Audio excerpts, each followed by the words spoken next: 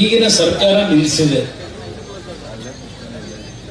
ಈ ಒಂದು ಬಿಡದಿಯ ಟೌನ್ಶಿಪ್ ಕುಮಾರಸ್ವಾಮಿಯ ಕನಸಿನ ಕೂಸು ಅಂತ.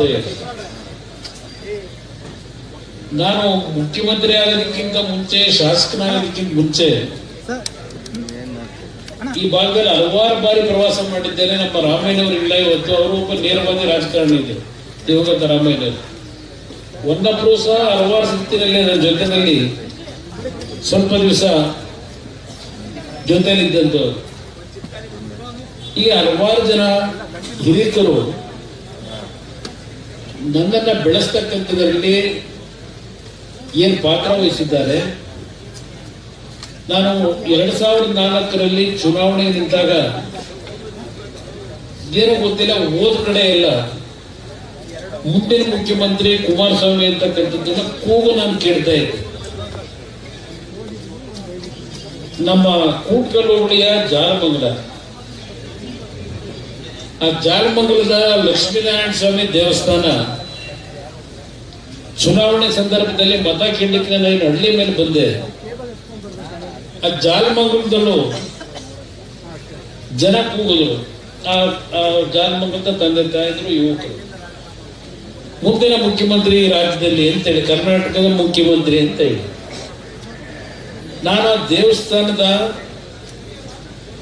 ಆ ಒಂದು ಆವರಣದಲ್ಲಿ ನಿಂತ್ಕೊಂಡು ಕೈ ಮುಗಿತೀನಿ ನಿಮ್ಮೆಲ್ಲರಿಗೆ. ನಾನೇನೋ ಅಧಿಕಾರ ಪಡಿಬೇಕು ಅಂತೇಳಿ ಚುನಾವಣೆಗೆ ನಿಂತಿಲ್ಲ.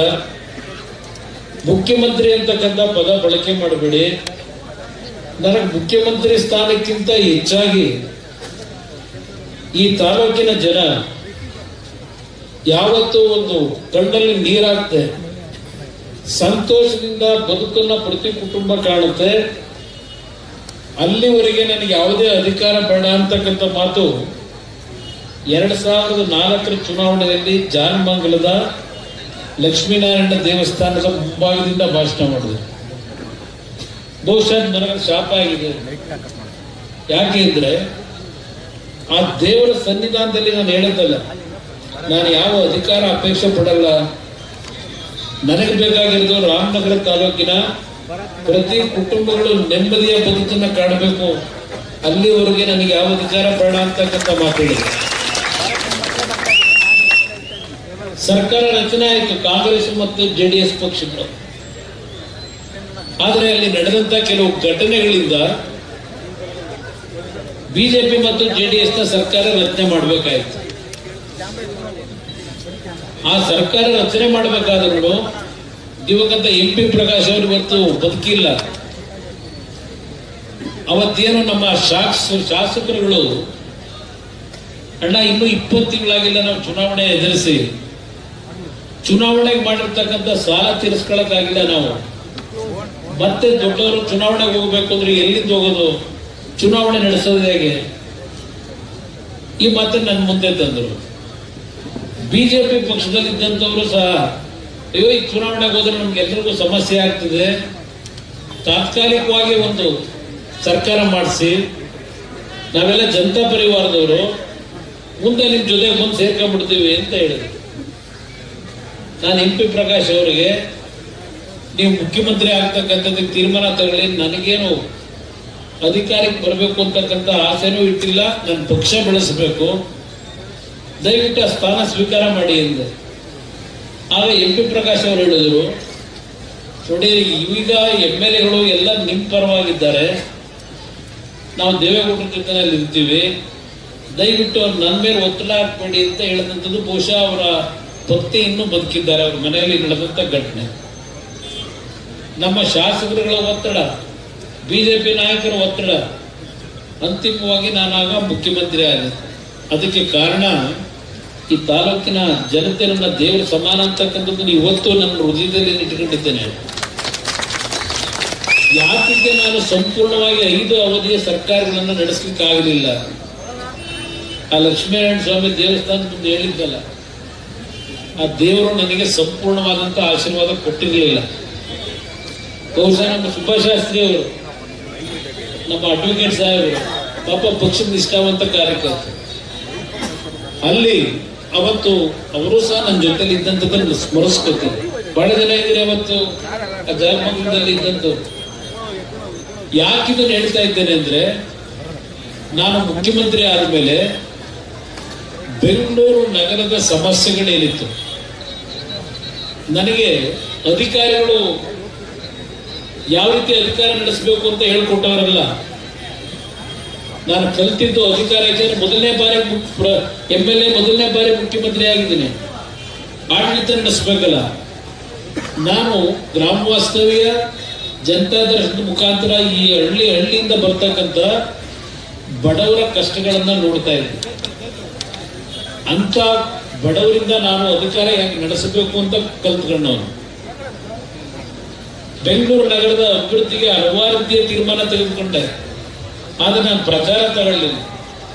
ಈಗ ಪುಟಗಟ್ಟಲೆ ಕೊಡ್ತಾರಲ್ಲ ಪ್ರಚಾರ, 4 ಪೇಜು 5 ಪೇಜು ಕೊಡ್ತಾರಲ್ಲ, ಆ ರೀತಿ ನಾನು ಎಂದೂ ಪ್ರಚಾರ ಕಿಟ್ಟಿಸಿ ಈ ರಾಜ್ಯದ ಜನತೆಯ ತೆರಿಗೆ ಹಣವನ್ನು ದುಂದು ವೆಚ್ಚ ಮಾಡಲಿಲ್ಲ.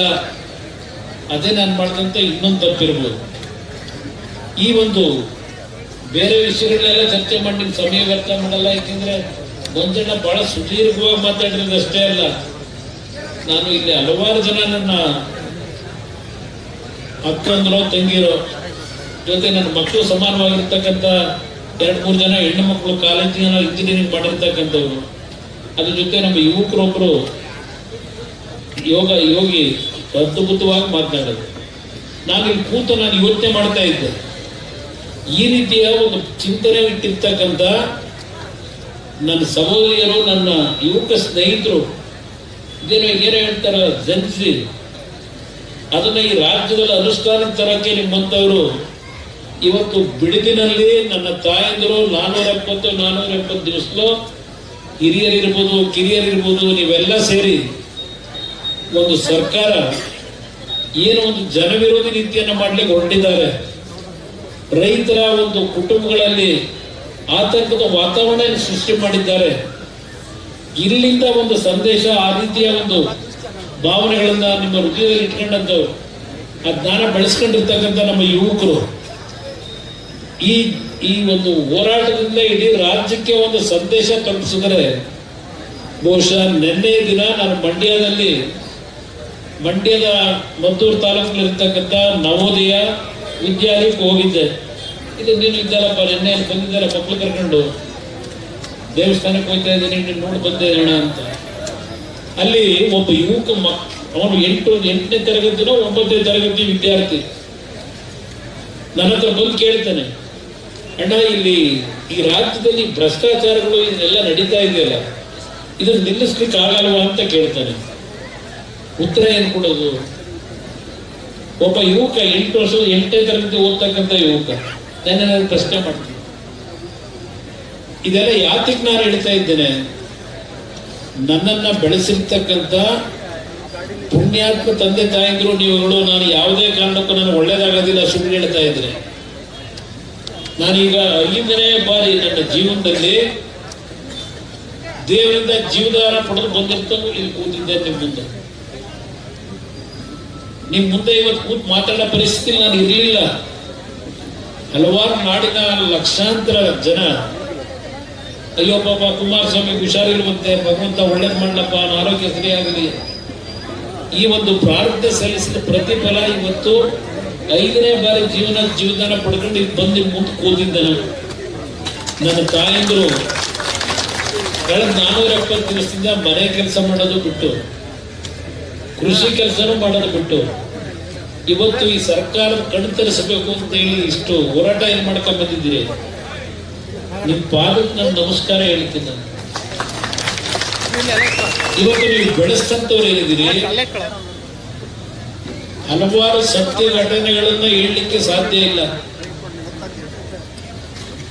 ಇವತ್ತು ನಿಮ್ಮ ಆಶೀರ್ವಾದ ಬಲದಿಂದ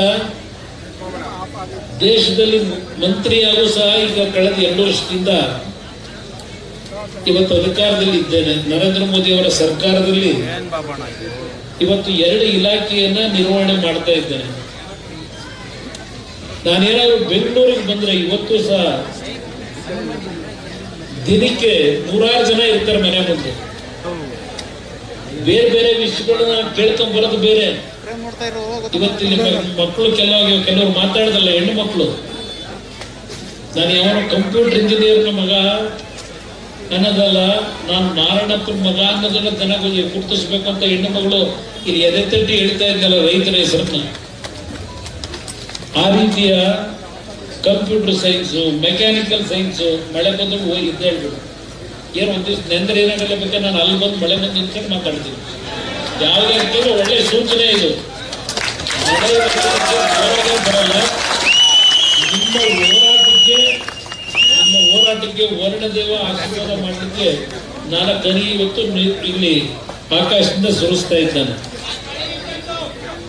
ಇಲ್ಲಿ ಯಾಕೆ ಹೇಳ್ತೀನಿ ಅಂದ್ರೆ, ದಿನಕ್ಕೆ 100 ಯುವಕರು, ಹೆಣ್ಣು ಮಕ್ಕಳು ಕೆಲಸ ಇಲ್ಲ ಅಂತ ಬರ್ತಾರೆ. ನಾವು ಹೊರಗಡೆ ಹೇಳ್ತೀವಿ, ದೊಡ್ಡ ದೊಡ್ಡ ಕಾರ್ಖಾನೆ ತಂದು ನಿಮ್ಗೆಲ್ಲ ದೊಡ್ಡ ದೊಡ್ಡ ಉದ್ಯೋಗ ಕೊಡಿಸ್ತೀವಿ ಅಂತ ಹೇಳ್ತೀವಿ.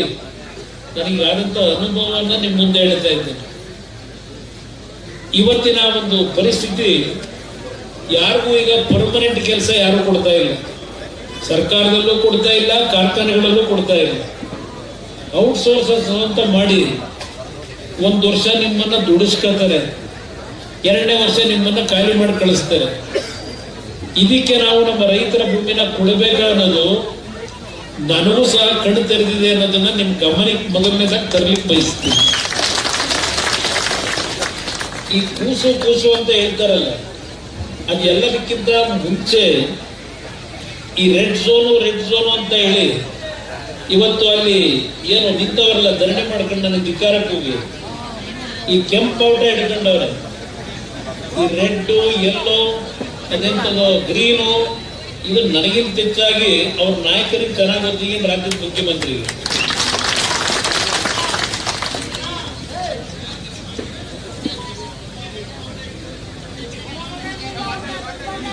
ಅದ್ರಲ್ಲಿ ಬಹಳ ಜನ ನನ್ನ ಹತ್ರ ಇದ್ದವರು. ಇಲ್ಲಿ ನಮ್ಮ ತಾಯಂದ್ರಿಗೆ, ಕೆಲವು ನಮ್ಮ ಹಿರಿಯರಿಗೆ ಒಂದು ಮಾತು ಹೇಳಕ್ ಬಯಸ್ತೀನಿ ನಾನು. ರೆಡ್ ಝೋನ್ ಅಂತಕ್ಕಂಥದ್ದು ಈ ಕರ್ನಾಟಕದಲ್ಲಿ ಇರ್ತಕ್ಕಂಥ ಟೌನ್ ಪ್ಲಾನಿಂಗ್ ಅಂತಕ್ಕಂಥ ಒಂದು ಸಂಸ್ಥೆ ಏನಿದೆ, ಆ ಸಂಸ್ಥೆ CDP ಅಂತ ಹೇಳಿ ಒಂದು ಮಾಸ್ಟರ್ ಪ್ಲಾನ್ ನ ತಯಾರು ಮಾಡ್ತಾರೆ. ಆ CDP ಅನ್ನೋದ್ರ ಮುಖಾಂತರ, ಯಾಕಂದ್ರೆ 15 ವರ್ಷಕ್ಕೆ ಒಂದು ಬಾರಿ ಇಲ್ಲ 10 ವರ್ಷಕ್ಕೆ ಒಂದು ಬಾರಿ ಇರಬೇಕು. ಈ ಬೆಂಗಳೂರು ನಗರದ ಸುತ್ತಮುತ್ತ ಈ ಝೋನ್ ನ ಅಂತಕ್ಕಂಥದ್ದನ್ನ ಗುರುತಿಸ್ತಾರೆ. ಅದರಲ್ಲಿ ಈ ಭಾಗ ರೆಡ್ ಝೋನ್ ಮಾಡಿದ್ದಾರೆ, ಕೆಲವು ಭಾಗದಲ್ಲಿ ಗ್ರೀನ್ ಝೋನ್ ಮಾಡಿದ್ದಾರೆ, ಕೆಲವು ಭಾಗದಲ್ಲಿ ಯೆಲ್ಲೋ ಝೋನ್ ಮಾಡಿದ್ದಾರೆ. ನೀವೆಲ್ಲ ಇಷ್ಟೆಲ್ಲ ಕಷ್ಟಪಟ್ಟಿರೋದಕ್ಕೆ ಇದನ್ನ ಹೇಳ್ತಾ ಇದ್ದೀನಿ. ಅಲ್ಲೆಲ್ಲೋ ಕೂತಾರಲ್ಲ, ಬಂದು ಕೇಳಿಸ್ಕೊಂಡ್ರೆ ಒಳ್ಳೇದು. ರೆಡ್ ಝೋನು ಅಂತ ನಿಮಗೂ ತಲೆ ಕೆಡಿಸವ್ರೆ. ಈ ಮಾಸ್ಟರ್ ಪ್ಲಾನ್ ಏನಿದೆ, CDP ಪ್ಲಾನು, ಈ ರೆಡ್ ಝೋನ್ ನ ಯಾತಕ್ಕೆ ಮಾಡ್ತಾರೆ ಅಂದ್ರೆ, ಯಾವುದಾದ್ರೂ ಒಂದು ಸಾರ್ವಜನಿಕ ಮತ್ತು ಉಪ ಸಾರ್ವಜನಿಕ ಕಾರ್ಯಕ್ರಮಗಳಿಗೆ ಆ ಭೂಮಿ ತಗೊಳ್ಳಿಕ್ಕೆ ಅಂತ ಹೇಳಿ ಮಾಡ್ತಾರೆ. ಇದು ಮೂಲ ಉದ್ದೇಶ ರೆಡ್ ಝೋನ್ದು. ಅದರಲ್ಲಿ ಏನಿದೆ ಅಂದ್ರೆ ಡೆಫಿನಿಷನ್, ವಿವರಣೆ, ಈ ಕಲರ್ ಕೋಡ್ ಏನ್ ಹಾಕ್ತಾರೆ ಪ್ಲಾನರ್ಸ್, ಅರ್ಬನ್ ಡೆವಲಪ್ಮೆಂಟ್ ನ ಮ್ಯಾಪ್ ಏನಿದೆ, ನಗರ ಪ್ರದೇಶದ ಮ್ಯಾಪ್ ನ ಏನು ಕಲರ್ ಝೋನ್ ಅಲ್ಲಿ ಕೋಡ್ ಕೊಡ್ತಾರೆ. ಈ ಕಲರ್ ಕೋಡ್ ಏನಿದೆ, ಈಗ ಕೆಂಪು ಅಂತ ಏನು ಈಗ ಬಾವುಟ ಹಿಡ್ಕೊಂಡವರಲ್ಲ, red is used to earmark land to community focused and government services. ಒಂದು ಸಾರ್ವಜನಿಕವಾಗಿ ಯಾವುದಾದ್ರೂ ಒಂದು ಸ್ಕೂಲ್ ಕಟ್ಟಡ ಕಟ್ಟಲಿಕ್ಕೋ, ಆಸ್ಪತ್ರೆ ಕಟ್ಟಡ ಕಟ್ಟಲಿಕ್ಕೋ, ಇಲ್ಲ ಗೌರ್ಮೆಂಟ್ ಬಿಲ್ಡಿಂಗು ಆಫೀಸ್ ಕಟ್ಟಲಿಕ್ಕೋ, ಇಲ್ಲ ದೇವಸ್ಥಾನಗಳನ್ನು ಕಟ್ಟಲಿಕ್ಕೋ, ಕಮ್ಯುನಿಟಿ ಸೆಂಟರ್ ಒಂದು ಸಮುದಾಯ ಭವನ ಕಟ್ಟತಕ್ಕಂಥದ್ದಕ್ಕೆ ಮಾತ್ರ ಪರ್ಮಿಷನ್ ಕೊಡಬೇಕು ಅನ್ನೋದಕ್ಕೆ ಪರ್ಮಿಸಬಲ್ ಯೂಸಸ್ ಅಂತ ಹೇಳಿ ಈ ರೆಡ್ ಝೋನ್ ಅನ್ನ ಅಲಾಟ್ ಮಾಡಿರೋದು. ಆ ಬಣ್ಣ ಹಚ್ಚಿ ತೋರಿಸ್ತಾರೆ, ಇದು ರೆಡ್ ಝೋನ್ ಅಂತ ಹೇಳಿ. ಅದ್ರ ಜೊತೆಗೆ ಇದರ ಇಂಪ್ಲಿಕೇಶನ್, ಪ್ರಾಪರ್ಟಿನ ಈ ಜಮೀನ್ ಖರೀದಿ ಮಾಡ್ಯಾರ ಅವರಲ್ಲ, ಅವರಿಗೆ ಏನ್ ಫಾಲೋ ಮಾಡಬೇಕು ಅಂತೇಳಿ ಅದಕ್ಕೆ ಒಂದು ಏನ್ ಮಾಡಿದ್ದಾರೆ, ಆ ಕೆಲವು ಡೀಟೇಲ್ ಏನ್ ಕೊಟ್ಟಿದ್ದಾರೆ. ನಿಮ್ಮ ಜಮೀನನ್ನ ಯಾರು ಕಿತ್ಕೊಳ್ಳೋಕ್ಕಾಗಲ್ಲ. ಇವತ್ತು ನೀವು ಹೇಳಿದ್ರಲ್ಲ, ನನ್ನ ತಾಯಿಯರ ಮಾತನಾಡ್ಬೇಕಾರೇನೋ ನನ್ನ ಹಳೆ ಸ್ನೇಹಿತ ಅಲ್ಲೆಲ್ಲೋ ಹೇಳೋವನ್ನ ನೋಡಿದೆ, ಯಾವುದೊಂದು ವಾಟ್ಸಪ್ ಅಲ್ಲಿ ತೋರಿಸ್ತಾರದ್ನ. ರೆಡ್ ಝೋನ್ ಅಂತಕ್ಕಂಥದ್ದನ್ನ ಕುಮಾರಣ್ಣ ಅವತ್ತೇನಾದ್ರೂ ಗುರುತಿಸದೆ ಹೋಗಿದ್ರೆ ಇವತ್ತು ಜಮೀನುಗಳೇ ಉಳಿತಿರ್ಲಿಲ್ಲ. ಇಲ್ಲಿ ಯಾವೊಂದು ಲ್ಯಾಂಡ್ ಮಾಫಿಯಾಗಳವರಲ್ಲ, ಭೂಗಳ್ರು ಇಷ್ಟೊತ್ತಿಗೆ ಎಲ್ಲ ಲಪಟಾಯಿಸ್ಬಿಡೋರು ಅಂತ ಹೇಳಿ ಎಲ್ಲ ಒಂದ್ ಕಡೆ ಟಿವಿಲಿ ಹೇಳಿರೋದನ್ನ ಕೆಲವರು ಹಾಕೊಂಡಿದ್ದೀರಿ. ಈಗ ಇದು ನಮ್ಮ ಹಳೆ ಸ್ನೇಹಿತ, ಅವ್ರ ಹೆಸರು ಹೇಳಕ್ಕೂ ನನಗೆ ಅಸಹ್ಯ. ಇಲ್ಲಿ ಇರ್ತಕ್ಕಂಥದ್ದು ರೆಡ್ ಝೋನ್ ಅಂತಕ್ಕಂಥದ್ದು ಏನು ಅನ್ನೋದನ್ನ ನಿಮ್ಮ ಗಮನಕ್ಕೆ ನಾನು ತರ್ತಾ ಇದ್ದೇನೆ. ಅದೇನೋ ನಮ್ಮ ಮುಖ್ಯಮಂತ್ರಿಗಳು ರೆಡ್ ಝೋನು ಅಂತ ಇದು ಇಲ್ಲ ಇದನ್ನ ನಿಮ್ ಗಮನಕ್ಕೆ ತರ್ತಾ ಇದ್ದೇನೆ. ನಂತರ ಇಲ್ಲಿ ಇದೆಂತೋ ಈಗ ಆದೇಶ ಹೊರಡಿಸೋಲ್ಲ ಕ್ಯಾಬಿನೆಟ್ದು, ನಿಮಗೆ ಸಂಪೂರ್ಣ ಹಣ ಕೊಡಲ್ಲ, 50% ನಿಮ್ಮ ಲ್ಯಾಂಡ್ ವ್ಯಾಲ್ಯೂಗೆ ದುಡ್ಡು ಕೊಡ್ತಾರಂತೆ. ಇನ್ 50% ಆಮೇಲೆ ಅದೆಂತದ್ದು ಕುಮಾರಸ್ವಾಮಿ ಕಾಲದಲ್ಲಿ 40% ಲ್ಯಾಂಡ್ ಕೊಡಕ್ಕೆ ಇದು ಮಾಡಿದ್ರು ಕಾನೂನು. ನಾನು 50% ಏರಿಸ್ಬಿಟ್ಟಿದ್ದೀನಿ ಅಂತಾರಲ್ಲ, ನಿಮಗೆ 50% ಲ್ಯಾಂಡ್ ಕೊಡ್ತಾರಂತೆ. 50% ಕ್ಯಾಶು, 50% ಲ್ಯಾಂಡ್ ಅಂತೆ. ಇಲ್ಲಿ ಅದೊಂದು ದರಿದ್ರ ಅನ್ನೋದು ನೈಸ್ ರಸ್ತೆ ಅಂತ ಮಾಡಿಸಿದಾರಲ್ಲ ದೇವೇಗೌಡರ ಮಾಯಗಾನಹಳ್ಳಿ ಹತ್ರ 1984-85 ಒಂದು ಸ್ಕೂಲ್ ಬಸ್ ಆಕ್ಸಿಡೆಂಟ್ ಆಗಿ ಆ ಸ್ಥಳದಲ್ಲಿ 10-12 ಮಕ್ಕಳು ತೀರ್ಕೊಂಡು ಹೋದ್ರು ಮಾಯಗಾನಹಳ್ಳಿ ಹತ್ರ. ಅಲ್ಲಿ ಆ ಪರಿಸ್ಥಿತಿ ನೋಡಿ ಬೆಂಗಳೂರು ಮೈಸೂರಿನ ಒಂದು ಒಳ್ಳೆ ರೋಡ್ ಮಾಡಬೇಕು ಅಂತೇಳಿ ಚಿಂತೆ ಮಾಡೋದು. 85ರಿಂದ ಮಾಡಕ್ ಆಗಲಿಲ್ಲ. 94 ಅವ್ರು ಮುಖ್ಯಮಂತ್ರಿ ಆದಾಗ ಯಾರೋ ಅಮೆರಿಕಾದ ಗವರ್ನರ್ ಅಂತ ಬಂದ್ರು ಮೊದಲು ದೇವೇಗೌಡರು ಮುಖ್ಯಮಂತ್ರಿ ಇದ್ದಾಗ ಬಂದು ಆ ರಸ್ತೆ ಮಾಡಬೇಕು ಅಂತ ಹೇಳಿ ಒಂದು ಅಗ್ರಿಮೆಂಟ್ ಆದ್ರೆ ದೇವೇಗೌಡರು ಡೆಲ್ಲಿಗೆ ಹೋದ್ಮೇಲೆ ಪ್ರಧಾನಮಂತ್ರಿಗಳಾಗಿ ಎಲ್ಲಾ ರೀತಿಯಲ್ಲಿ ಮಾರ್ಪಾಡು ಮಾಡಿ ದೇವೇಗೌಡರು ಹೇಳಿದಂಥದ್ದನ್ನೆಲ್ಲ ಬಿಟ್ಟು ಬಂದಂತ ಸರ್ಕಾರಗಳು ಯಾವ್ಯಾವ ರೀತಿ ಆ ನೈಸ್ ಕಂಪನಿ ಅವನಿಗೆ ಜವಾನರ ಕೆಲಸ ಮಾಡ್ತಿದ್ದಾರೆ, ಗುಲಾಮರ ಕೆಲಸ ಮಾಡಿದ್ರು. 1 ಲಕ್ಷಕ್ಕೂ ಹೆಚ್ಚಿನ ಭೂಮಿ ಇದೇ ಶಿವಕುಮಾರ್ ಅವರು ಮಹಾನುಭಾವರು PMICP ಅಂತ ಹೇಳಿ ಮಾಡಿ ಅಲ್ಲಿ 1.25 ಲಕ್ಷ ಭೂಮಿಗಳನ್ನ ಎಲ್ಲ ಕಡೆ ಉದ್ದಕ್ಕೂ ಬೆಂಗಳೂರಿನಿಂದ ಮೈಸೂರಿನವರೆಗೂ ಆ PMICPಯ ಚೇರ್ಮನ್ ಆಗಿ ಏನೇನು ಮಾಡಿದ್ರು ಮಹಾನುಭಾವ. ಈಗ ಇಲ್ಲಿ ಬಂದವರ ರಾಮನಗರ ಜಿಲ್ಲೆ ಬದಲಾವಣೆ ಮಾಡಿ ಇಲ್ಲೆಲ್ಲ ನಮ್ಮ ರಾಮಣ್ಣವರು ಯಾರು ಹೇಳ್ತಾ ಇದ್ರು ಆ ಪರಿಸ್ಥಿತಿನ ಯಾತಕ್ಕೆ ಈ ತರ ಆಗಿದೆ ಅಂತ ಹೇಳಿ. ಇಲ್ಲಿ ಮೊನ್ನೆ ವಿಜಯದಶಮಿ ಆ ವಿಜಯದಶಮಿ ಸಂದರ್ಭದಲ್ಲಿ ಸಾತ್ತೂರಿನಲ್ಲಿ ಕಾರ್ಯಕ್ರಮ ಕರೆಸಿರ್ತಾರೆ. ಆ ಕಾರ್ಯಕ್ರಮದಲ್ಲಿ ಭಾಷಣ ಮಾಡ್ತಾರೆ ಮಹಾನುಭಾವ. ಅಕ್ಟೋಬರ್ 24, 2023 ಅವ್ರ ಭಾಷಣ ಏನಪ್ಪಾ ಅಂದ್ರೆ, ವಿಜಯದಶಮಿ ಹಬ್ಬದ ಪ್ರಯುಕ್ತ ಅಕ್ಟೋಬರ್ 24ರಂದು ಕನಕಪುರ ಕ್ಷೇತ್ರದ ಸಾತ್ತೂರಿನಲ್ಲಿ ನಡೆದ ಸಾರ್ವಜನಿಕ ಕಾರ್ಯಕ್ರಮ ಹಾಗೂ ದೇವಾಲಯದ ಕಾರ್ಯಕ್ರಮದಲ್ಲಿ ಅದೇನ್ ದೇವಸ್ಥಾನಗಳಿಗೆ ಹೋಯ್ತಾರೋ, ಅದ್ ಯಾವ್ಯಾವ ಗುರುಗಳನ್ನ ಇಟ್ಕೊಂಡವರು, ಅದೇನ್ ದೇವರದ್ ಯಾವಾಗ ಏನ್ ಮಾಡ್ತಾರೋ ನೋಡ್ಬೇಕು ನಾನು. ಇವತ್ತು ಈ ಕಲಿಯುಗದಲ್ಲಿ ಆ ದೇವರು ನಿಜಕ್ಕೂ ಇದ್ರೆ ಇವತ್ತು ನಿಮ್ ಕಣ್ಣಲ್ಲಿ ನೀರು ಹಾಕೊಂಡು ಹೇಳಿದ್ದೀರಿ. ಎಷ್ಟು ಕುಟುಂಬಗಳು ಹಾಳಾಗಿದ್ದಾವೆ ನಾನು ಹೇಳೋದು ಬೇಕಾಗಿಲ್ಲ. ಅದೆಂತದೋ ನಮ್ಮ ಪೋಸ್ಟ್ಗಳು ಹಾಕೊಂಡು ಅಲ್ಲೆಲ್ಲ ಬಿಡದಿ ರೋಡಲ್ಲಿ ಏನೋ ದಿವಸ ಹಾಕೊಂಡು ಓಡಾಡ್ತಾವ್ರೆ. ಅದೆಲ್ಲ ಮಾಡ್ಕೊಳ್ಳಿ ಪಾಪ. ಯಾಕೆಂದ್ರೆ ನನ್ನದು ತರದ ಪುಸ್ತಕ 1983ರಿಂದ 85 ಆ ಬಿಡದಿ ಕೇತನಹಳ್ಳಿನಲ್ಲಿ ನಮ್ಮ ತಂದೆಯದೇನೋ ಹುಚ್ಚು, ರೈತರ ಮಕ್ಕಳಾಗಬೇಕು, ನೀವು ಹೊರಗಡೆ ಸಂಪಾದನೆ ಮಾಡಿದ್ದು ನಿಮ್ ಜೀವನ ಹಾಳು ಮಾಡುತ್ತೆ, ಇಲ್ಲಿ ಸಂಪಾದನೆ ಮಾಡಿದ್ದು ನಿಮ್ಮನ್ನು ಬದುಕಿಸ್ತದೆ ಅಂತ ಹೇಳಿ ಪ್ರತಿನಿತ್ಯ ನಮ್ಗೆ ಹೇಳಿ ನಾನು ನಮ್ಮ ವೃತ್ತಿ ಮುಗಿದ ಮೇಲೆ ಒಂದು ಜಮೀನು ತಗೋಬೇಕು ಅಂತ ಅದೇ ಹೇಳಿದ್ದಲ್ಲ. ನನ್ನ ಬಿಡದಿ ಕ್ಷೇತ್ರಕ್ಕೂ ಯಾವುದೋ ಪೂರ್ವ ಜನ್ಮದ ಒಂದು ನೆಂಟಸ್ತಿಕೆ ಇದೆ, ಸಂಬಂಧ ಇದೆ ಅನ್ನೋದು ನಾನು ಹೇಳ್ತಾ ಇದ್ದೇನೆ, ಮೊದಲೇ ಹೇಳ್ತಾ ಇದ್ದೇನೆ. ಇಲ್ಲಿ ಕರ್ಕೊಂಬಂತ ನಾನು ಹಾಸನ ಜಿಲ್ಲೆಯಿಂದ ನಾನು ಆಗ ಭೂಮಿ ಖರೀದಿ ಮಾಡಲಿಕ್ಕೆ ಇವತ್ತು ಇಂಟರ್ನ್ಯಾಷನಲ್ ಏರ್ಪೋರ್ಟ್ ಏನಿದೆ ಆ ಭಾಗದಲ್ಲಿ ಚಿಕ್ಕ ಜಾಲವ ಯಾವುದೋ ಇದೆ, ಅಲ್ಲಿ ಒಂದು 25 ಎಕರೆ ತೋರಿಸಿದ್ರು ಕರ್ಕೊಂಡೋಗಿ. ಅಲ್ಲಿ ನೀರು ಬರಲ್ಲ ಅಂದ್ರು. ಅಲ್ಲಿಂದ ನಮ್ಮ ಚಂದ್ರಪ್ಪ ಸರ್ಕಲ್, ಅಲ್ಲಿಂದ ನಮ್ಮ ಇನ್ನೊಂದು ಈ ಮಾಗಡಿಯಿಂದ ಆ ಕಡೆ ಒಂದು ರೋಡ್ ಹೋಗ್ತದೆ, ಯಾವ್ದು ಮರ್ತು ಬಿಟ್ಟೆ, ತಿಪ್ಪಗೊಂಡಳ್ಳಿ ಮುಂದೆ ಒಂದು ರೋಡ್ ಐತೆ, ಅಲ್ಲೆಲ್ಲೋ ಕರ್ಕೊಂಡು ಹೋದ್ರು. ಕೊನೆಗೆ ನನಗೆ ನಮ್ಮ ಚೈನಾ ಸಾಬರು ಅಂತೇಳಿ ಬಿಡದಿಲ್ಲ ಒಬ್ರು ಇದ್ರು, ಅವರು ಆ ಮೇನ್ ರೋಡಲ್ಲಿ ನಿಲ್ಲಿಸ್ಕೊಂಡು ಆ ಭೂಮಿ ತೋರಿಸಿದ್ರು ನನಗೆ. ಈ ಕೇತನಹಳ್ಳಿ ಇವತ್ತೇನು 46 ಎಕರೆ ಲ್ಯಾಂಡ್ 84-85 ಖರೀದಿ ಮಾಡಿದೆ.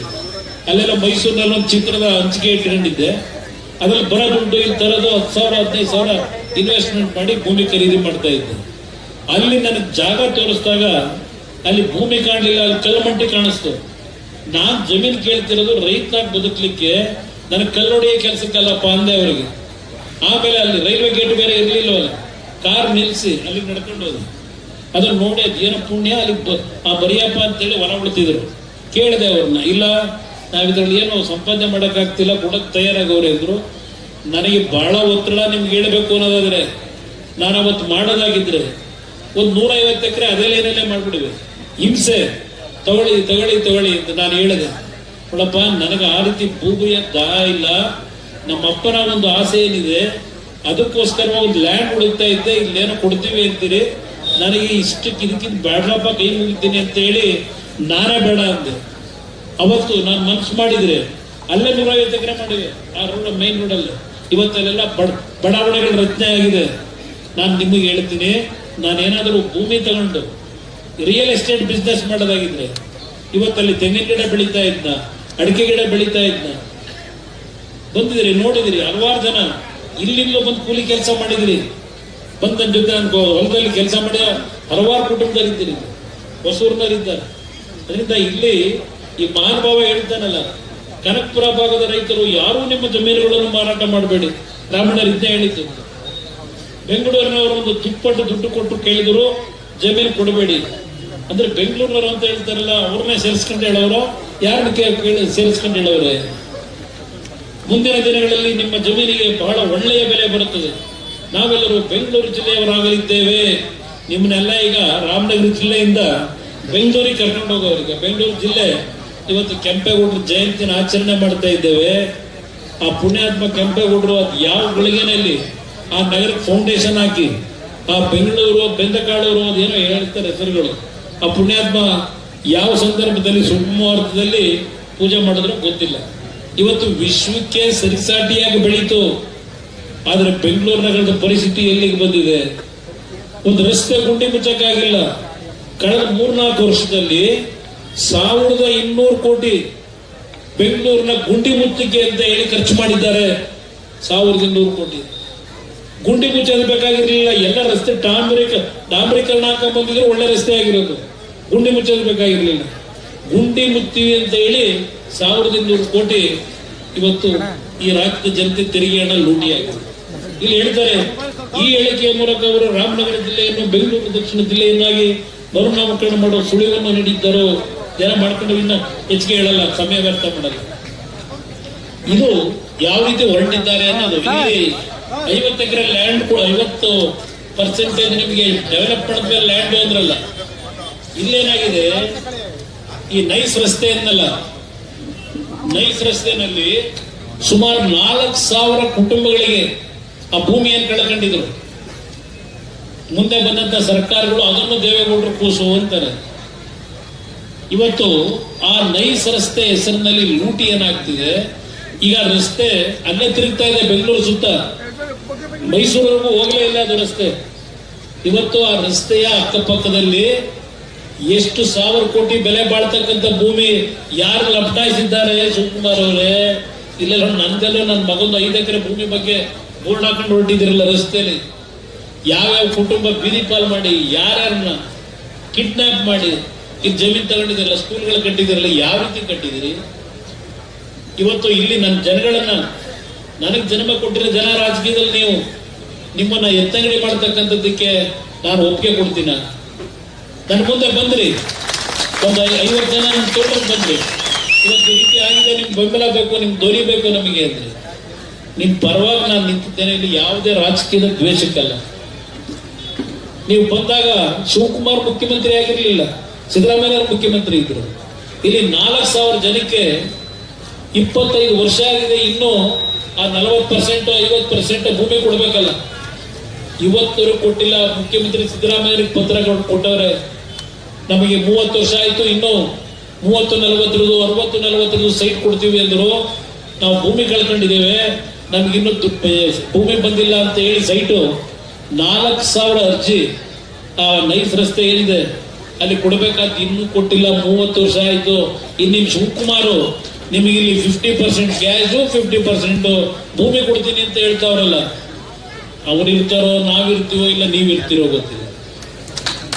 ಯಾವಾಗ ಕೊಡ್ತಾ ಇದ್ದಾರೆ? 30 ವರ್ಷ ಆಗಿದೆ, ಇನ್ನೂ ಕೊಟ್ಟಿಲ್ಲ. ಭೂಮಿಯಲ್ಲಿ ಎಂಟೈರ ಪ್ರಾಪರ್ಟಿನ ಒಡೆಯಲಿಕ್ಕೆ ಕೊಡ್ತೇವೆ. ಇದೊಂದು ಭಾಗ. ಕುಮಾರಸ್ವಾಮಿ ಅಂತಲ್ಲ, ರೆಡ್ ಝೋನ್ ನಿಮಗೆ ಅರ್ಥ ಆಗಿರ್ಬೇಕು. ಇದರಿಂದ ನಿಮಗೇನು ಸಮಸ್ಯೆ ಮಾಡಿಲ್ಲ ನಾನು, ನಿಮಗೇನು ಸಮಸ್ಯೆ ಇಲ್ಲ. ಇವತ್ತು ಭೂಮಿ ಉಳಿಸ್ಕೊಂಡಿದ್ರಿ, ನನ್ನ ತಾಯಂದಿರು ನಿಮ್ಮ ಆ ಭೂಮಿ ಕೊಡಲ್ಲ ಅಂತಕ್ಕಂಥ ಹೇಳಿದ್ದೀರಿ.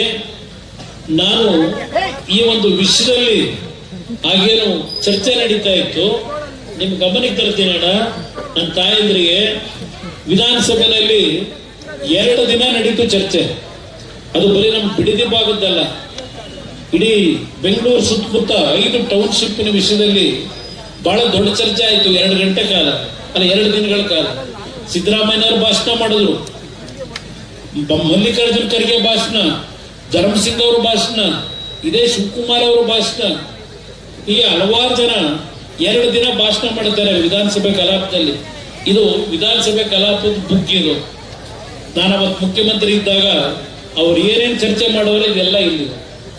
ಇವತ್ತು ರೈತರ ಭೂಮಿನ ಇವತ್ತು ಯಾವುದೇ ಕಾರಣಕ್ಕೂ ಫಲವತ್ತಾದ ಭೂಮಿನ ಯಾವುದೇ ಕಾರಣಕ್ಕೂ ಅಕ್ವೈರ್ ಮಾಡಬಾರದು ಅಂತ ಭಾಷಣ ಮಾಡೋರೆ. ಅವತ್ತು 2007 ಜುಲೈ ತಿಂಗಳಲ್ಲಿ ನಾನು ಅದಕ್ಕೆ ಏನು ಉತ್ತರ ಕೊಟ್ಟಿದ್ದೀನಿ?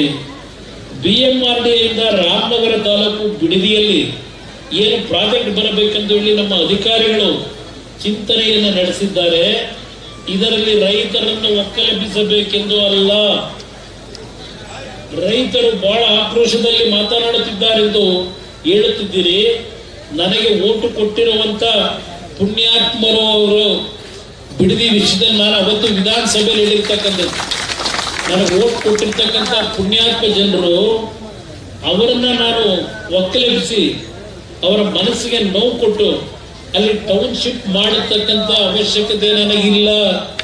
ಇದು ವಿಧಾನಸಭೆ ಕಲಾಪದಲ್ಲಿ ನಾನು ಮಾಡಿರ್ತಕ್ಕಂಥ ಭಾಷಣ ಅವತ್ತು ಈ ರಾಜ್ಯದ ಮುಖ್ಯಮಂತ್ರಿಯಾಗಿ. ಇದು ರೆಕಾರ್ಡ್ನಲ್ಲಿ ವಿಧಾನಸಭೆಯ ದಾಖಲೆ ಇದೆ.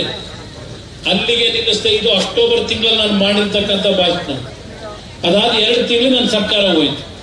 ಆ 2 ತಿಂಗಳಲ್ಲಿ ಯಾವುದೇ ರೀತಿಯ ಚಟುವಟಿಕೆಗೆ ಇಲ್ಲಿಯ ಒಂದು ಟೌನ್ಶಿಪ್ ವಿಷಯದಲ್ಲಿ ಫುಲ್ ಸ್ಟಾಪ್ ಮಾಡಿದ್ದೆ. ಆಮೇಲೆ ನಂತರ ಬಂದಂತರು ಅದೇನೇನೋ ವ್ಯವಸ್ಥೆಗಳು ಮಾಡ್ಕೊಂಡು ಅದೇನೋ ಡೀಟೇಲ್ ಇದೆ, ಅದೆಲ್ಲ ನಿಮ್ಗೆ ಹೇಳಲ್ಲ. ಇವತ್ತು ನಾನು ಇದನ್ನು ಯಾಕೆ ನಿಮ್ ಮುಂದೆ ಹೇಳ್ತಾ ಇದ್ದೇನೆ? ಇವತ್ತು ರಾಜ್ಯದಲ್ಲಿ ಮತ್ತಷ್ಟೇ ಅಲ್ಲ ದೇಶದಲ್ಲಿ ಇವತ್ತು ಯಾವ್ಯಾವ ಪರಿಸ್ಥಿತಿಗಳಿದೆ ಕಣ್ಣಾರೆ ನೋಡಿದ್ದೇನೆ. ನಮ್ಮ ಯುವಕರು ಹಲವಾರು ಕುಟುಂಬದಲ್ಲಿ ನಿಮ್ ಜಮೀನು ಮಾರ್ತೀರಿ, ಮನೆ ಮಾರಾಟ ಮಾಡ್ತೀರಿ, ನನ್ನ ಮಕ್ಕಳು ಏನೋ ಒಂದು ಓದ್ಬಿಟ್ಟು ಒಂದು ಜೀವನದಲ್ಲಿ ಸೆಟ್ಲ್ ಆಗಲಿ ಅಂತ ಹೇಳಿ ನಿಮ್ಮ ಕುಟುಂಬದಲ್ಲಿ ಮಕ್ಕಳನ್ನ ಓದಿಸ್ತೀರಿ. ಇವತ್ತು ಕಂಪ್ಯೂಟರ್ ಸೈನ್ಸ್ ಓದಿರೋದಿರ್ಬೋದು, ನಿಮ್ಮ ಯಾವುದು ಆರ್ಟಿಫಿಷಿಯಲ್ ಇಂಟೆಲಿಜೆನ್ಸ್ ಇರ್ಬೋದು, ಮೆಕ್ಯಾನಿಕಲ್ ಇಂಜಿನಿಯರ್ ಇರ್ಬೋದು, ಇವತ್ತು ಸಿವಿಲ್ ಇಂಜಿನಿಯರ್ ಇರ್ಬೋದು. ನನ್ನ ಹತ್ರ ಬಂದ್ರೆ ಇವತ್ತು ಕನಿಷ್ಠ ಒಂದು 5,000-10,000 ಅಪ್ಲಿಕೇಶನ್ ಇದೆ ನನ್ನ ಒಬ್ಬನ ಹತ್ರ. ಬೆಳಗ್ಗೆ ಎದ್ರು ಬರ್ತಾರೆ, ಕಣ್ಣಲ್ಲಿ ನೀರು ಹಾಕ್ತಾರೆ, ಎಲ್ಲಿ ಕೆಲಸ ಕೊಡಿಸ್ತಾ ಇದ್ದೀವಿ. ನಾನು ಎಲ್ಲ ವಿಷಯ ಹೇಳಕ್ ಹೋದ್ರೆ ಇನ್ನೆಲ್ಲೆಲ್ಲ ಹೋಗುತ್ತೆ. ಆದ್ರೆ ಒಂದು ನಿಮ್ಗೆ ಹೇಳ್ತೀನಿ, ಇವತ್ತೇನು ನಿಮ್ಮ ಹೋರಾಟ ಇದೆ, ಇವತ್ತು ನನ್ನ ಬಗ್ಗೆ ಅಪಪ್ರಚಾರ ಇದೆ. ನಾನು ಏನಾದರೂ ಒಂದು ಕಿಂಚಿತ್ತು ನಿಮ್ಮ ಮನಸ್ಸಿಗೆ ನೋವು ಮಾಡಿದ್ರೆ, ನನ್ನಿಂದ ನಿಮ್ಮ ಕುಟುಂಬದಲ್ಲಿ ಯಾರಿಗಾದ್ರೂ ಕಣ್ಣಲ್ಲಿ ನೀರು ಬಂದರೆ, ನನ್ನ ಒಬ್ಬನಿಗೆ ಅಲ್ಲ ನನ್ನ ಮಗನಿಗೂ ಶ್ರೇಯಸ್ಸಾಗಲ್ಲ ಅಂತಕ್ಕಂಥ ಭಯ ಇರ್ತಕ್ಕಂಥ ಇವತ್ತೇ ನಿಮ್ಮ ಹೋರಾಟ ಇದೆ. ಬರೀ ನಿಮ್ಮ ಹೋರಾಟ ಅಲ್ಲ, ರಾಜ್ಯದಲ್ಲಿ ಯಾವುದೇ ಭಾಗದಲ್ಲಿ ಫಲವತ್ತಾದಂತಹ ಭೂಮಿ, ರೈತರು ಆರ್ಥಿಕವಾಗಿ ಸ್ವಾಭಿಮಾನದಿಂದ ಬದುಕ್ತಕ್ಕಂಥ ಒಂದು ಭೂಮಿಗಳನ್ನು ಹೊಂದಿರತಕ್ಕಂಥ ಭಾಗದಲ್ಲಿ ಇನ್ನು ಮುಂದಿನ ದಿನಗಳು ಯಾವುದೇ ಭಾಗದಲ್ಲಿ ಈ ರೀತಿಯ ಒಂದು ಕಾರ್ಯಕ್ರಮ ರೂಪಿಸ್ಲಿಕ್ಕೆ ಹೋದರೆ, ಇವತ್ತೇನು ನನ್ನನ್ನ ಮನಸ್ಸು ಇವತ್ತು ತೆರೆದಿದ್ದೀರಿ, ಆ ಎಲ್ಲಾ ರೈತರ ಪರವಾಗಿ ನಾನು ಹೋರಾಟ ಮಾಡ್ಲಿಕ್ಕೆ ಸಿದ್ಧ ಇರ್ತಕ್ಕಂಥ. ರೈತರು ಆತ್ಮಹತ್ಯೆ ಮಾಡ್ಕೊತಾ ಇದ್ರು. ನಾನು ಹೇಳಿದೆ, ದಯವಿಟ್ಟು ನಿಮ್ಮ ಕುಟುಂಬಗಳನ್ನು ಅನಾಥ ಮಾಡಬೇಡಿ. ನನಗೇನಾದ್ರೂ ಒಂದು ಅವಕಾಶ ಸಿಕ್ಕಿದಾಗ ನಿಮ್ಮ ಸಾಲ ರಾಷ್ಟ್ರೀಕೃತ ಬ್ಯಾಂಕು, ಸಹಕಾರಿ ಬ್ಯಾಂಕು ಮನ್ನಾ ಮಾಡ್ಕೊಡ್ತೀನಿ, ನಿಮ್ಮ ಕುಟುಂಬಗಳನ್ನ ಅನಾಥ ಮಾಡಬೇಡಿ ಅಂತ ಹೇಳಿದಾಗ ಇವನು ಎಲ್ಲಿಂದ ಬರ್ತಾರೆ, ಮುಖ್ಯಮಂತ್ರಿ ಆಯ್ತಾನೆ, ಇವನಿಗೆ ಜನ ಊಟ ಹಾಕಾರ ಯಾರು, ಮುಖ್ಯಮಂತ್ರಿನೇ ಆಗೋದಿಲ್ಲ, ಅದಕ್ಕೆ ಸುಳ್ಳು ಹೇಳ್ತಾನೆ ಅನ್ನೋರು. ಎರಡನೇ ಬಾರಿ ಬರೀ 38 ಸೀಟೇ ಆಗಲೂ ಬಂದಿದ್ದು. ನಿಮ್ಮ ಆಶೀರ್ವಾದದಲ್ಲಿ ಮಂಜುನ ಗೆಲ್ಲಿಸ್ಕೊಟ್ರಿ. ಅವತ್ತು ನಾನು 14 ತಿಂಗಳಲ್ಲಿ ಸುಮಾರು 25,000 ಕೋಟಿ ಹೊಂದಿಸಿ ಯಾವ ರೀತಿ ಸಾಲ ಮನ್ನಾ ಮಾಡ್ತಕ್ಕಂಥ ನಿರ್ಧಾರ ಮಾಡಿಕೊಟ್ಟೆ. ನಾನು ಯಾವುದಾದ್ರೂ ಒಂದು ವಿಷಯ ಹೇಳಿದ್ರೆ ತಾತ್ಕಾಲಿಕವಾಗಿ ನಿಮಗೆ ಖುಷಿ ಕೊಡ್ಲಿಕ್ಕೆ ಹೇಳತಕ್ಕಂಥವನ್ನಲ್ಲ. 2006-7 ಹಲವಾರು ಅತ್ಯುತ್ತಮವಾದಂಥ ಕೆಲಸ ಮಾಡಿದ್ದೇನೆ, ಪ್ರಚಾರ ಪಡಲಿಲ್ಲ. ನೀವು ಬೆಳೆಸಿರ್ತಕ್ಕಂಥವ್ರು, ನಿಮಗೆ ಇಷ್ಟು ದಿನಗಳ ಕಾಲ ಇವತ್ತೇ ನಿಮ್ಮನ್ನು ಈ ರಸ್ತೆಯಲ್ಲಿ ಕೂರಿಸಿದ್ದೀನಿ. ಇವತ್ತು ನನಗೆ ನಿಮಗಿಂತ ಹೆಚ್ಚಿನ ನೋವು ನನಗಿದೆ ಅಂತಕ್ಕಂಥದ್ದನ್ನು ಈ ಸಂದರ್ಭದಲ್ಲಿ ಹೇಳ್ತೇನೆ. ಒಂದು, ಇವತ್ತು ಸರ್ಕಾರದಿಂದ ಮುಖ್ಯಮಂತ್ರಿಗಳು ಪತ್ರ ಬರೆದು ಬನ್ನಿ ವಿಧಾನಸೌಧಕ್ಕೆ ಅಂದರು 26ನೇ ತಾರೀಕು. ನಾನು ತಕ್ಷಣ ಇನ್ನೊಂದು ಪತ್ರ ಬರೆದೆ 1 ಗಂಟೆ ಒಳಗೆ. ನೋಡಪ್ಪ, ನಾನು ವಿಧಾನಸೌಧಕ್ಕೆ ಬರ್ಲಿಕ್ಕೆ ಸಾಧ್ಯ ಇಲ್ಲ. ಯಾವ ಭೂಮಿಯನ್ನ ಕಳ್ಕೊಳ್ತಾ ಇದ್ದೇವೆ, ಒಂದು ಭಯದಲ್ಲಿದ್ದಾರೆ. ಆ ಭೂಮಿಯನ್ನು ಕಳ್ಕೊಳ್ತಕ್ಕಂಥ ನಮ್ಮ ರೈತರ ಸನ್ನಿಧಾನದಲ್ಲಿ ಈ ಒಂದು ಚರ್ಚೆಗಳಾಗಬೇಕು. ಅಲ್ಲಿಗೆ ಬಂದ್ರೆ ನಾನು ಬರ್ತೀನಪ್ಪ ಅಂತ ಹೇಳಿ ಪತ್ರ ಬರೆದೆ. ಯಾಕೆಂದ್ರೆ ಅವ್ರು ಏನ್ ಹೇಳ್ತಾರೆ, ನಿಮ್ಮ ತಂಡದ 5-6 ಜನನ್ನ ಕರ್ಕೊಂಡ್ಬನ್ನಿ ಅಂತ. ನನಗೆ ತಂಡ ಏನು 5-6 ಗುಂಪಿಟ್ಕೊಂಡಿದ್ದೀನ? ನನ್ನ ತಂಡ ಯಾವುದು? ಈ ನಾಡಿನ 6.5 ಕೋಟಿ ಜನತೆ ನನ್ನ ತಂಡ. ಶಿವಕುಮಾರ್ ಅವರೇ, ನೀವು ನಿಮ್ಗೆ ಬೇಕಾದಂತ ತಂಡಗಳನ್ನು ಇಟ್ಕೊಂಡಿದ್ದೀರಿ. ತಾವರೆಕೆರೆ ಹತ್ರ ಜಮೀನು ಲೂಟಿ ಮಾಡಕ್ ಅಲ್ಲೊಂದು ತಂಡ, ಇನ್ನು ಅಲ್ಲೆಲ್ಲ BM ಕಾವಲ್ ಹತ್ರ ಅಲ್ಲೊಂದು ತಂಡ. ತನ್ನಗಟ್ಲೆ ಇದೆ ನಿಮ್ಮ ವ್ಯವಹಾರಗಳು. ಆದ್ರೆ ಏನ್ ಮಾಡೋದು, ಈ ದೇಶದ ಸಂವಿಧಾನದ ವ್ಯವಸ್ಥೆ ಒಳಗೆ ಕಷ್ಟ. ಯಾರನ್ನು ಬೇಕಾದ್ರೂ ಕೊಂಡ್ಕೊತೀರಿ. ಸೂಕ್ಷ್ಮವಾಗಿ ಹೇಳ್ತಾ ಇದ್ದೇನೆ, ಕಾನೂನಿನ ವ್ಯಾಪ್ತಿನಲ್ಲೂ ಸಹ ಒಂದು ಮೆರಿಟ್ ಮೇಲೆ ನೀವು ಹೋರಾಟ ಮಾಡಲ್ಲ. ಮೆರಿಟ್ ಮೇಲೆ ಹೋರಾಟ ಮಾಡಲ್ಲ. ನಾವು ಎಲ್ಲ ಸತ್ಯ ನಾನು ಹೇಳಕ್ಕಾಗಲ್ಲ. ಇಲ್ಲ ಯಾವ ರೀತಿ ನಡ್ಕೊಂಡ್ ಬಂದಿದ್ದಾರೆ ಅವರ ಲೈಫ್ ನೋಡ್ಬಿಟ್ರೆ, ನೀವು ಸತ್ತರ ಹೆಬ್ಬೆಟ್ಟಗಳನ್ನು ಹಾಕೊಂಡು ಭೂಮಿ ಖರೀದಿ ಮಾಡ್ತಕ್ಕಂಥ ದೇಶದಲ್ಲಿ ಯಾರಾದ್ರೂ ಇದ್ದಾರೆ? ಯಾರಾದ್ರೂ ನೋಡಿದಿರ? ಸತ್ತೋಗಿರ್ತಾರೆ, ಅವ್ರಿಗೆ ಹೆಬ್ಬೆಟ್ಟು. ಈಗ ಇಲ್ಲಿ ಯಾರೋ ಒಂದು ತಂದು ತೋರಿಸಿದ್ರು, ಇಲ್ಲೊಂದು ಯಾವ್ದೋ ಒಂದು ಸುಳ್ಳೆ ಹೆಸರಿನಲ್ಲಿ ಈಗಾಗಲೇ ಅವನ ಯಾವನ ಸೆಕ್ರೆಟರಿ ಭೂಮಿನ ಕೊಟ್ಟಿರ್ಲಿ, ಯಾರೋ ಹೆಸರಿಗೆ ಭೂಮಿ ಈಗ ದಾಖಲೆ ಮಾಡ್ಕೊಟ್ಟವ್ರೆ. ಇಂಥವು ಬರೀ ಒಂದಲ್ಲ, ಇಲ್ಲಿ ನಡೆದಿರೋದು ಯಾರು ನಮ್ಮ ಹೆಣ್ಮಗಳು ಮೊದಲು 9,000 ಎಕರೆ ಅಂತ ಹೇಳಿದ್ರಿ, ಈಗ 7,500 ಎಕರೆಗೆ ಯಾಕೆ ಇಳಿತು? 2,000-2,500 ಗೋಮಾಳ ಇದೆ ಅಂದ್ರಿ, ಈಗ 700 ಎಕರೆ ಗೋಮಾಳ ಅಂತಿದ್ರಿ. ಇನ್ನುಳಿದ ಗೋಮಾಳದ ಭೂಮಿ ಎಲ್ಲೋದು? ಇದೇ ಹೋಗಿರೋದು ಇಲ್ಲಿ. ಈ ತರ ನಾನೇನೋ ಹೇಳಿದೆ, ಅಧಿಕಾರಿಗಳು ಯಾವಾಗ ಅದನ್ನ ಗೊತ್ತಿದೆ ನನಗೆ. ಮುಂದಕ್ಕೆ ಈ ತರ ಮಾಡ್ಕೊಂಡು ಹೋಗ್ರಿ, ಪಾಪದ ಕೆಲಸ ಮಾಡಿದ್ರೆ ಜೈಲಿಗೆ ಹೋಗ್ಬೇಕಾಯ್ತದೆ, ಎಚ್ಚರಿಕೆಯಲ್ಲಿ ಇರಿ ಅಂದೆ. ಅದಕ್ಕೆ ಅದೇ ಅಂತದ ನನ್ನ ಫೋಟೋ ಹಾಕ್ಬಿಟ್ಟು ಕುಮಾರಸ್ವಾಮಿನ ಅಲ್ಲಿಗೆ ಹೊಡೆದ್ರೆ ಜೈಲಿಗೆ ಕಳಿಸ್ತೀವಿ ಅಂತಾರೆ. ಇನ್ನೊಂದು 100 ಜನ್ಮ ಎತ್ತು ಬರಬೇಕು, 100 ಜನ್ಮ ಎತ್ತು ಬರಬೇಕು. ಏನ್ ದೊಡ್ಡ ಘನಂದಾರಿ ಕೆಲಸ ಮಾಡಿದಿರಿ ಅಂತ ಹೇಳಿ TR ಜೈಲಿಗೆ ಕರ್ಕೊಂಡು ಹೋಗಿದ್ರ? ಏನ್ ಈ ರಾಜ್ಯದ ಜನಕ್ಕೋಸ್ಕರವಾಗಿ ಕಾವೇರಿ ಮೇಕೆದಾಟು ನೀರಿನ ಹೋರಾಟಕ್ಕೋಸ್ಕರವಾಗಿ ತಗೊಂಡೋಗಿ TR ಜೈಲಿಗೆ ಹಾಕಿದ್ರ? ನಿಮ್ಮನೆ ಸ್ವಾತಂತ್ರ್ಯಕ್ಕೆ ಹೋರಾಟ ಮಾಡಿ ಜೈಲಿಗೆ ಹಾಕಿದ್ರ?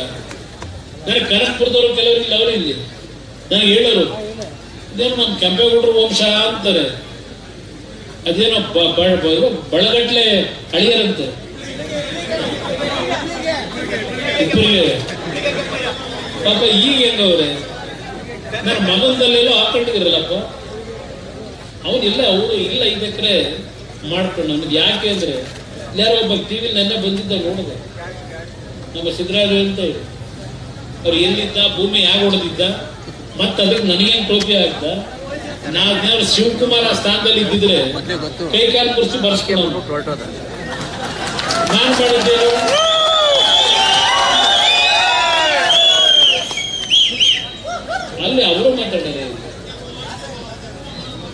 ಅದರಿಂದ ದಯವಿಟ್ಟು ಇವತ್ತಿನ ಹೋರಾಟ ಏನಿದೆ, ನಾನು ನಿಮ್ಮ ಪರವಾಗಿದ್ದೇನೆ, ನೀವು ಯಾರು ಹೆದರಬೇಡಿ. ಒಂದು ಕಾನೂನಿನ ವ್ಯಾಪ್ತಿಯಲ್ಲಿ ಹೋರಾಟ ಏನು ಮಾಡಬೇಕು, ನಾವು ಅಂತಿಮವಾಗಿ ನ್ಯಾಯಾಲಯಕ್ಕೆ ಹೋಗಬೇಕು. ನಿಮ್ಮಿಂದ ನಾನು ಒಂದು ನಯಾ ಪೈಸವನ್ನ ನ್ಯಾಯಾಲಯದ ಖರ್ಚು ವೆಚ್ಚಕ್ಕೆ ಕೊಡಬೇಕು, ಚಂದ ಎತ್ತು ಕೊಡಿ ಅಂತ ಕೇಳಲ್ಲ. ನಾನೇನು ಅಪಮಾರ್ಗದಲ್ಲಿ ಹಣ ಸಂಪಾದನೆ ಮಾಡಿಲ್ಲ, ಬಹಳ ಸ್ಪಷ್ಟವಾಗಿ ಹೇಳ್ತೇನೆ. ಇಲ್ಲ ಆಂಜನೇಯನ ಹೆಸರು ಹೇಳದ ಮಂಜಣ್ಣ. ಎಸ್, ರಾಜಕೀಯಕ್ಕೆ ಇವತ್ತೇನು ರಾಜಕಾರಣ ಇದೆ, ಎಸ್, ನಾನು ರಾಜಕೀಯದಲ್ಲಿ ಚುನಾವಣೆ ಸಂದರ್ಭಗಳಲ್ಲಿ ಬಹಳ ಜನ ತಂದು ಕೊಡ್ತಾರೆ ಹಣನ. ಹಾಗಂತೇಳಿ ಆ ಹಣ ದುರುಪಯೋಗ ಪಡಿಸ್ಕೊಂಡು ನಾನು ಎಲ್ಲೋ ಆಸ್ತಿ ಮಾಡಕ್ ಹೋಗಿಲ್ಲ. ಆ ದೇವಸ್ಥಾನ ಸನ್ನಿಧಾನದಲ್ಲಿ ಹೇಳ್ತಾ ಇದ್ದೆ, ಚುನಾವಣೆಗೆ ಹಣ ಬೇಕು, ನಾನು ಈ ಒಂದು ಸಣ್ಣ ಪಕ್ಷ ಕಟ್ಟಬೇಕು. ಎಲ್ಲಿಂದ ಕಟ್ಟಕ್ಕೆ ಸಾಧ್ಯ? ನಾನು ಮುಖ್ಯಮಂತ್ರಿಯಾಗಿ 2 ಬಾರಿ ಏನಾದರೂ ತಪ್ಪುಗಳನ್ನು ಮಾಡಿದರೆ ತಯಾರಾಗಿದ್ದೀನಿ. ನನ್ನ ಮೇಲೆ 4 ಕೇಸ್ ಹಾಕ್ಸಿದ್ರು. 14 ವರ್ಷದಿಂದ ನಡೀತಾ ಇದೆ ಕೇಸು, ಇನ್ನು ಮುಗಿಸಿಲ್ಲ ಅವರು. 14 ವರ್ಷ ಆಯ್ತು. ಯಾವುದೋ ಸಣ್ಣ ಕೇಸುಗಳು. ಅದು ಯಾವ ಕಾರಣ ಅಂದ್ರೆ ಹಿಂದೆ ನಡೀತಾ ಇತ್ತಲ್ಲ ಭ್ರಷ್ಟಾಚಾರ, ಅದರ ವಿರುದ್ಧ ಧ್ವನಿ ಎತ್ತಿ ನಾನು ಹೋರಾಟ ಮಾಡಿದ್ದಕ್ಕೆ ನನಗೇನಾದ್ರೂ ಶಿಕ್ಷೆ ಕೊಡಿಸ್ಬೇಕು ಅಂತೇಳಿ ಪಾಪ ಒದ್ದಾಡಿ ಇವತ್ತೆಲ್ಲ ಇನ್ನೂ ನಡೆಸ್ಕೊಂಡಿದ್ದಾರೆ. ಆದ್ರೆ ನಾನು ಯಾರ ಮುಂದೆ ಹೋಗಿ ಈ ಸಂವಿಧಾನದ ಚೌಕಟ್ಟಿನಲ್ಲಿರ್ತಕ್ಕಂಥ ಸಂಸ್ಥೆಗಳನ್ನ ಕೊಂಡ್ಕೋಬಹುದು ಅಂತೇಳಿ ಗುದ್ದೆಟತನ ತೋರಿಸಿಲ್ಲ. ಬಹಳ ಸ್ಪಷ್ಟವಾಗಿ ಹೇಳ್ತಾ ಇದ್ದೀನಿ, ಯಾಕೆ ಧೈರ್ಯವಾಗಿ ಹೇಳ್ತಾ ಇದ್ದೀನಿ. ಇಲ್ಲೆಲ್ಲ ಒಬ್ಬರು ನಮ್ಮ ಯುವಕರು ಹೇಳಿದ್ರು, ಇವತ್ತು ಕರ್ನಾಟಕ ರಾಜ್ಯದಲ್ಲಿ ಯಾರಾದ್ರೂ ಒಂದು ಹೋರಾಟದ ಕಿಚ್ಚಿರ್ತಕ್ಕಂಥವನಿದ್ರೆ ಅದು ಕುಮಾರಣ್ಣ ಅಂತೇಳಿ ಇಲ್ಲೇನು ಹೇಳಿದ್ರಿ. ಇವತ್ತು ಆ ಒಂದು ವಿಷಯದಲ್ಲಿ ನಾನು ಯಾವುದೇ ಸ್ವಾಭಿಮಾನ ಕಳ್ಕೊಂಡು ರಾಜ್ಯಕ್ಕೆ ಒಳಗಾಗಲ್ಲ. ನಮ್ಮ ಅಪ್ಪ ಅದನ್ನು ಕಲಿಸೂ ಇಲ್ಲ, ನೀವು ನನಗೆ ಕಲಿಸಿಲ್ಲ ಅನ್ನೋದನ್ನ ಹೇಳಲಿಕ್ಕೆ ಬಯಸ್ತೇನೆ.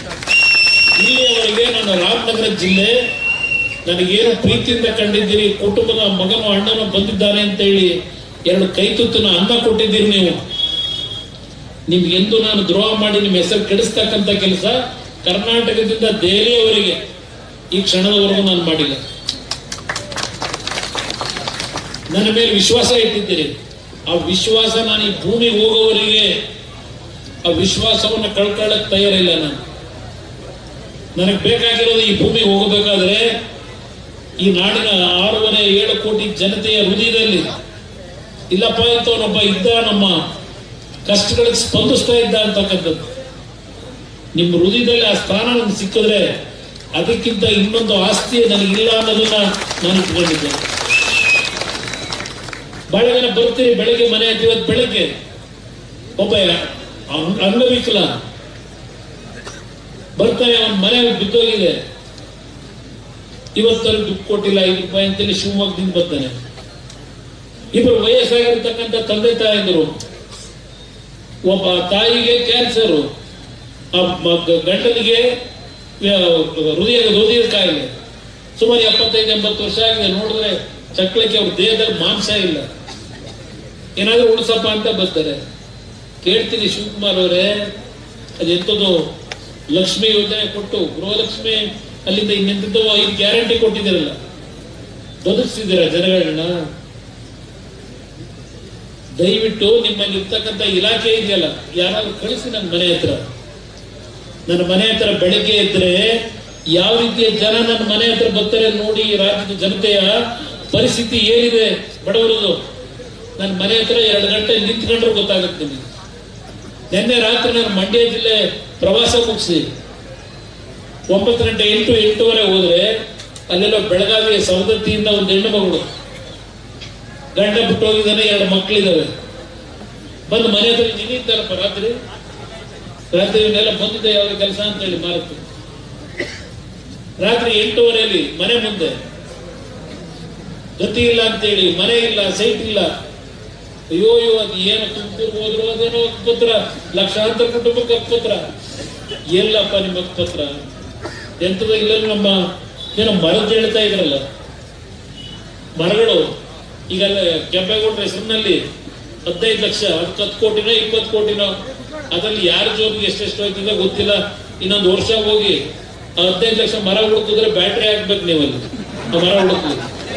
ಇದು ಏನ್ ನೋಡಿ ಎಷ್ಟು ಚೆನ್ನಾಗಿದೆ ಫೋನ್, ನಮ್ ಜೀವನದಲ್ಲಿ ಕೊಡ್ಲಿಲ್ಲ ಪಾಪ.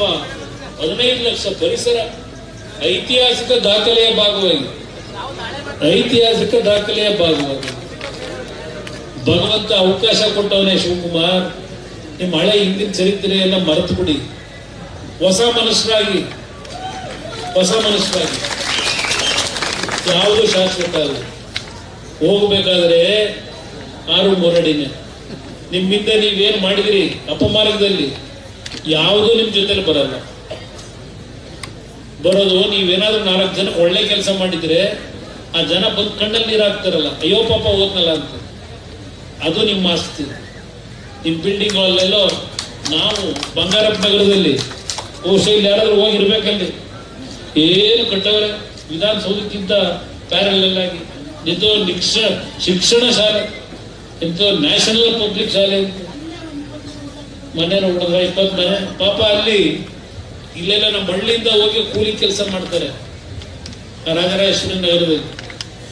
ಆ ಗುಡ್ಡದ ಮೇಲೆ ನ್ಯಾಷನಲ್ ಹೋಗ್ಲಿ ಫ್ರೀ ಸೀಟ್ ಏನಾದ್ರು ಕೊಡ್ತೀರಾ? ಅಲ್ಲಿ ಎಷ್ಟು ರೇಟ್ ತಗೋತೀರಿ ಮಕ್ಕಳಿಗೆ? ಪಾಪ ಅವ್ರು ಯಾರೋ ಒಬ್ಬ 70 ವರ್ಷ ರಿಟೈರ್ಡ್ ಮನುಷ್ಯ ನನ್ನ ಹತ್ರ ಒಂದಿಷ್ಟು ರೆಕಾರ್ಡ್ ಇಟ್ಕೊಂಡು ಬಂದ ಕಾಲು ಸೋದೋಯ್ತವ. ಈ ಅಧಿಕಾರಿಗಳು ಸುಳ್ಳು ರೆಕಾರ್ಡ್ಗಳನ್ನು ಸೃಷ್ಟಿ ಮಾಡಿ ಯಾವ್ಯಾವ ತರ ಲೂಟಿ ಮಾಡ್ಕೊಂಡಿದ್ದೀರಿ ನೀವು. ನನ್ನ ಮೇಲೆ ಇಲ್ಲೆಲ್ಲ ಪೋಸ್ಟರ್ ಹಾಕ್ತೀರಿ. ಪೋಸ್ಟರ್ ಹಾಕೊಂಡು ನಾವು ಯಾವುದೇ ಅಂತ ಅಪಮಾರ್ಗದ ಕೆಲಸಗಳನ್ನು ಮಾಡ್ಲಿಕ್ಕೆ ಹೋಗಿಲ್ಲ. ಅದರಿಂದ ಇವತ್ತೇನು ನೀವು ಇಷ್ಟು ಹೋರಾಟ ಮಾಡಿದ್ದೀರಿ, ನನಗೆ ಭಗವಂತನ ಮೇಲೆ ನಂಬಿಕೆ ಇದೆ. ನಿಮ್ಮ ಹೋರಾಟಕ್ಕೆ ಜಯ ದೊರಕ್ತದೆ. ಯಾವುದೇ ಕಾರಣಕ್ಕೂ 1 ಇಂಚು ಭೂಮಿಯನ್ನು ಕೊಡಬೇಡಿ. ಹೇಳಿದ್ರಲ್ಲ, ಈಗ ಆಯ್ತು ನಿಮ್ಗೆ 2 ಕೋಟಿ ಬಂತು ಅಂತಲೇ ಇಟ್ಕೊಳ್ಳಿ 1 ಎಕರೆಗೆ. ಆ ದುಡ್ಡನ್ನ ತಗೊಂಡೋಗಿ ಆಯ್ತು ನಿಮ್ಮ ಮಕ್ಕಳು ಬುದ್ಧಿವಂತಿಕೆಯಿಂದ ಬ್ಯಾಂಕ್ ಅಲ್ಲೇ ಇಟ್ರು ಅಂತ ಇಟ್ಕೊಳ್ಳೋಣ. 10 ವರ್ಷಕ್ಕೆ ಬ್ಯಾಂಕ್ ನಲ್ಲಿ ಇಟ್ಟಿದ್ದಕ್ಕೆ ಇಂಟ್ರೆಸ್ಟ್ ನಿಮ್ಗೆ ಎಷ್ಟು ಸಿಗ್ಬೋದು? ಒಂದು 50 ಲಕ್ಷ ಸಿಗ್ಬೋದಾ? 2.5 ಲಕ್ಷ ಆಗ್ಬೋದು ಅದರ ವ್ಯಾಲ್ಯೂ. 2 ಕೋಟಿ ದುಡ್ಡು 15 ಇಟ್ರೆ ಅದನ್ನ ಮನೇಲಿ 4 ಜನ ಮಕ್ಕಳಿಗೆ 4 ಜನ ಹಂಚ್ಕೊಂಡು ಹೋದ್ರೆ 2 ವರ್ಷದಲ್ಲೋ 1 ವರ್ಷದಲ್ಲೋ ಸಂಪೂರ್ಣವಾಗಿ ನಿಲ್ಲಿಸಿ ಮುಗಿದು ಆಮೇಲೆ ತಂದೆ ತಾಯಿ ಎದುರಕ್ಕೆ ಬರಬೇಕು. ಇಲ್ಲಿ 2.5 ಕೋಟಿ ನೀವು 10 ವರ್ಷ ಬ್ಯಾಂಕ್ ಅಲ್ಲಿ ಇಟ್ರು ಬಂದ್ರೆ, ಅದೇ 10 ವರ್ಷ ನಿಮ್ ಭೂಮಿ ನಿಮ್ ಕೈಲೇ ಇಟ್ಕೊಂಡ್ರೆ ಅದೆಷ್ಟು ಕೋಟಿ ಆಗ್ಬೋದು? ಈಗ ಉದಾಹರಣೆಗೆ ನಾನು ಬಂದೆ, ಈ ಒಂದು ಋಣ ಇತ್ತು ನನಗೆ, ಈ ಮಣ್ಣಿನ ಋಣ ಇತ್ತು. ಅವತ್ತು 1984-85ರಲ್ಲಿ ಕೇತಗನಹಳ್ಳಿ ಹತ್ರ ನಾನು ಏನು ಜಮೀನು ಖರೀದಿ ಮಾಡಿದೆ, ತಗೊಂಡಿದ್ದು ನಾನು 4.5 ಲಕ್ಷಕ್ಕೆ. ಒಂದು ಟೋಟಲ್ 4.5 ಲಕ್ಷ, 8,000ದಿಂದ 12,000 ಅವತ್ತಿನ ವ್ಯಾಲ್ಯೂ. 46 ಎಕರೆ ತಗೊಂಡೆ. ಅದರಲ್ಲಿ ಆಮೇಲೆ ಬೀರಯ್ಯ ಅಂತ ಒಬ್ಬರು 1 ಎಕರೆ ತಗೊಳ್ಳೋದಕ್ಕೆ 4.5 ಲಕ್ಷ ಕೊಟ್ಟೆ. 45 ಎಕರೆಗೆ 4.5 ಲಕ್ಷ ಖರೀದಿ ಮಾಡಿದ್ದು. 1 ಎಕರೆ ತಗೊಳ್ಳೋದಕ್ಕೆ ಆಮೇಲೆ ಒಂದು 4-5 ವರ್ಷ ಆದ್ಮೇಲೆ 4.5 ಲಕ್ಷ ಕೊಟ್ಟೆ. ಇವತ್ತು ವ್ಯಾಲ್ಯೂ ಎಷ್ಟಿದೆ ಹೇಳ್ಕೊಂಡವ್ರಲ್ಲ, 80 ಎಕರೆಗೆ 480 ಕೋಟಿ ಅಂತೇಳಿ ಪೋಸ್ಟ್ ಹಾಕೊಂಡವ್ರೆ, ಟಿವಿ ತೋರಿಸ್ತಾ ಇದ್ದೀವಿ. ಏನು ಇವ್ರ ತರ ದಗಾಲ್ ಕೆಲಸ ಮಾಡ್ಬಿಟ್ಟು ತಗೊಂಡಿದ್ದೀರ? ನಾನು ಬೇಡಪ್ಪ ಅಂದೆ. ನಾನು ಮತ್ತೆ ಒತ್ತಾಯ ಮಾಡೋದು. ಇವತ್ತು ರೇಟಲ್ಲಿ ಏನಿದೆ ಅನ್ನೋದು ನಮ್ದು ಎಕ್ಸಾಂಪಲ್ ಹೇಳ್ತಾ ಇದ್ದೀನಿ. ಇವತ್ತು ಎಕರೆ 3 ಕೋಟಿ 4 ಕೋಟಿ ಆಗಿದೆ. ಈಗ ಬೇರೆ ಯಾವುದು ಬೇಡಿ, ಇದೆಂತದ್ದು ನಿಮ್ಮ ಪಕ್ಕದಲ್ಲಿ ಗಾಲ್ಫ್ ಕ್ಲಬ್ ಕೆಲಸಕ್ಕೆ ಹೋಗೋರು ಇಲ್ಲಿಂದ ಹುಡುಗರು, ಅವ್ರಿಗೂ ಕೆಲಸದಾಗ ಮಾಡಿದ್ರು. ಈಗ ಅವರೇ ಫಿಕ್ಸ್ ಮಾಡಿರೋ ರೇಟ್ ಇದು. ಹೊಸೂರು ಪಕ್ಕದಲ್ಲೇ ಇರತ್ತಾನೆ. ಅವ್ರು ಯಾರು ಇಲ್ಲಿ ನಿಂತವ್ರಲ್ಲ, ಅವ್ರು ಹೋಗಿ ಅಲ್ಲಿ ಹೇಳ್ಬೇಕಲ್ವ. ಏನು ಫೋಟೋ ಚೆಕ್ಕು ಇದಾರೆ ಪಾಪ ಮಂಜಣ್ಣ ಹೇಳ್ತಿದ್ದ. ಈಗ ಯಾರ ಬಂದು ನಿನ್ನೆ ಫಸ್ಟ್ ಡೇ ಇದ್ದಾರೆ, ನಮ್ಮ ಹಳೆ ಸ್ನೇಹಿತ ಬಂದು ಕೊಟ್ಟ, ಫೋಟೋ ಹಾಕ್ಸ್ಕೊಂಡು ದೊಡ್ಡ ಕಾರ್ಡ್ಬೋರ್ಡ್ ಇಟ್ಕೊಂಡು.